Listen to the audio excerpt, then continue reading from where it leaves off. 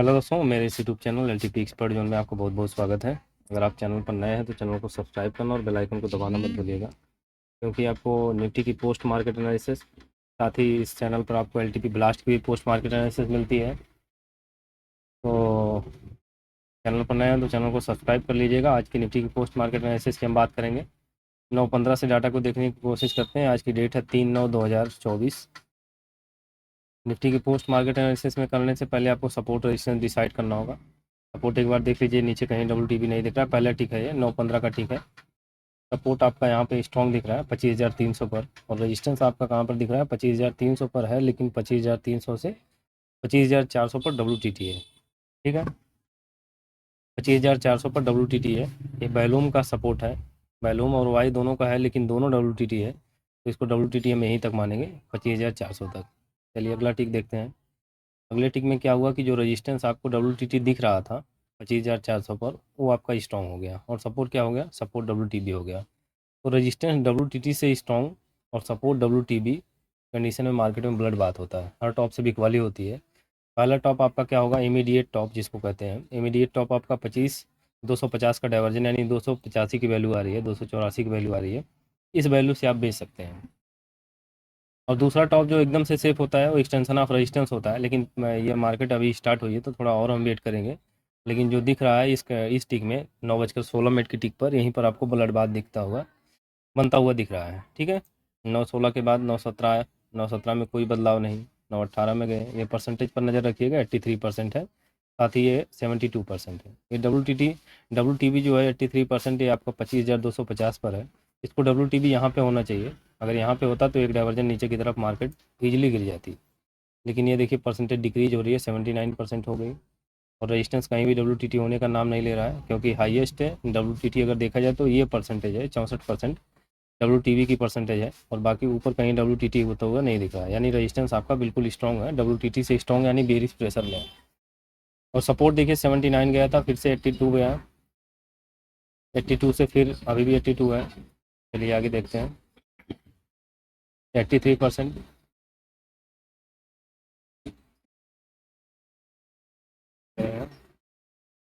भी 82% है।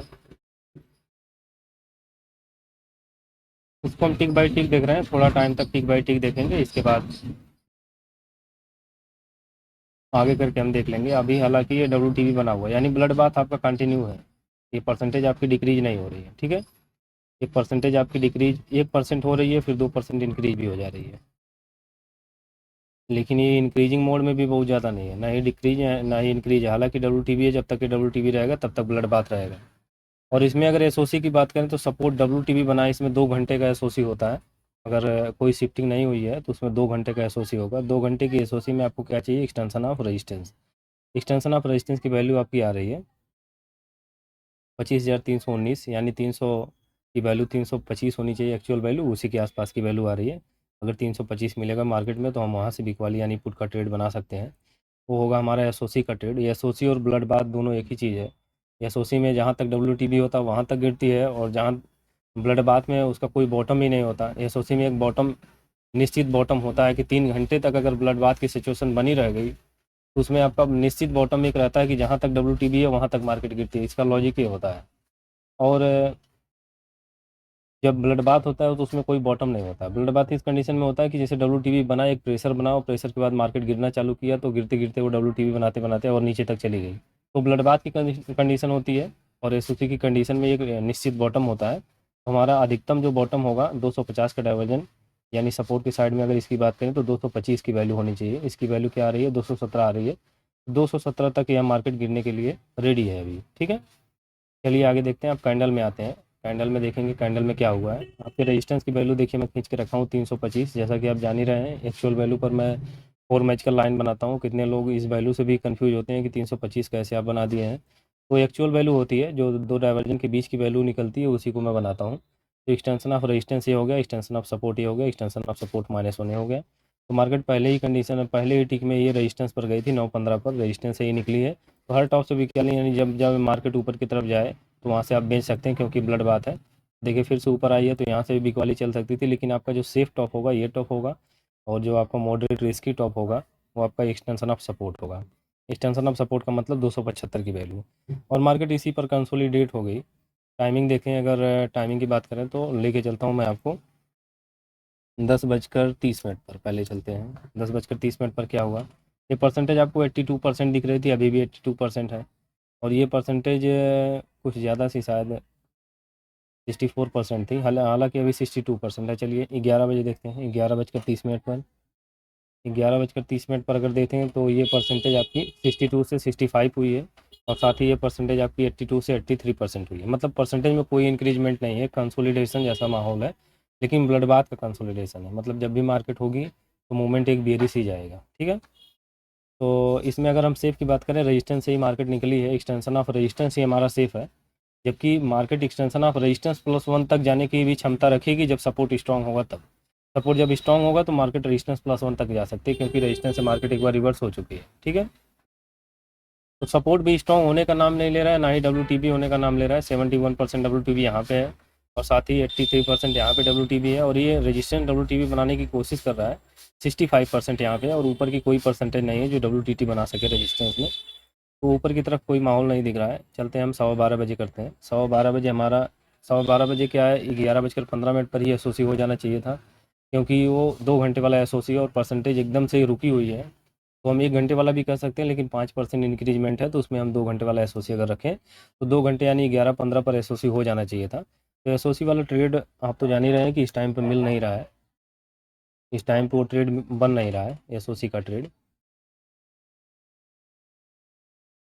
क्या हो गया भाई, 12:15 पर।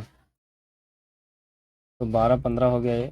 12:15 पर आपको क्या मिल रहा है, अभी भी ये आपका जो 82-83% था 84% है, 71 वाला 71 है, 65 वाला 66 हुआ है। ये सभी परसेंटेज को देखेंगे, और ये कंसोलिडेशन का माहौल अभी तक बना हुआ है। चलिए आगे बढ़ते हैं, इसमें अभी भी कुछ नहीं मिला।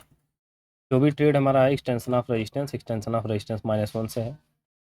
और अब चलें 1:15 पर। 1:15 पर आपको 83% दिख रही है, ये 71 से 70 हुई, और 66 से 66 ही पड़ी है। मतलब कोई मोमेंटम है ही नहीं मार्केट में, मार्केट बस कंसोलिडेट है। निफ्टी एकदम से रुकी हुई थी, और रुकी हुई है, ये रुकना ही इसको मानेंगे। कोई डाइवर्जन जब नीचे का सपोर्ट -1 नहीं लगाई, ना ही सपोर्ट पर हिट करके मार्केट पूरा डाइवर्जन पूरा की है, ना ही रेजिस्टेंस पर दोबारा गई है, तो कोई मोमेंटम है ही नहीं। तो मार्केट कंसोलिडेट थी, इसमें कुछ भी सिनेरियो नहीं था। सिनेरियो बस यही था कि ब्लड बाथ में है, पर ब्लड बाथ में कोई प्रेशर नहीं था, ठीक है। तो मार्केट इसी पर कंसोलिडेट हो गई। अभी की टाइमिंग क्या है, 2 बजे देख लेते हैं, 2:15 पर। 2:15 अभी हुआ ही नहीं है, इसको हटाना पड़ेगा। ये 2:15 का मतलब यही है कि 2:11 अभी हो ही रहा है, 2:11 हो रहा है। 2:11 पर आप देख रहे हैं जो 82% थी वो परसेंटेज आपकी यहाँ पे डिक्रीज हुई है, 79 हुई है, और साथ ही ये 71 से 67 हुई है, और जो 66 से 64 हुई है।